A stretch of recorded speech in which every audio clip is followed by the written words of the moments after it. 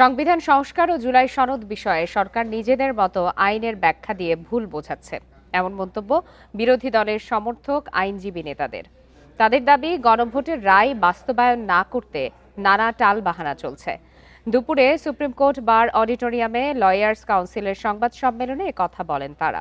জুলাই সনদের বিভিন্ন আইনি দিক তুলে ধরে আইনজীবীরা বলেন, গণভোটের রায় অনুযায়ী এমপিদের নিয়ে সংবিধান সংস্কার পরিষদ গঠনের কথা থাকলেও সংখ্যাগরিষ্ঠতার জোরে তা মানছে না সরকার, বরং অবৈধভাবে সংবিধান সংশোধন কমিটি তৈরি করছে, যা প্রতারণার শামিল।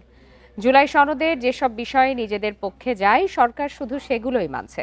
এ সময় আইনজীবী ও এমপি নাজিবুর রহমান বলেন, সংসদে মন্ত্রীরা জুলাই সনদ বাস্তবায়নে বারবার আশ্বাস দিয়ে আদতে টালবাহানা করছেন। আমরা বলছি গণভোটে অংশগ্রহণ করেছি এইটার ভিত্তিতে, এরপরে হা হলে কি হবে এখানে বলা আছে। এইটা না মেনে আরেকটা অল্টারনেটিভ প্রস্তাব দেওয়ার মানে কি?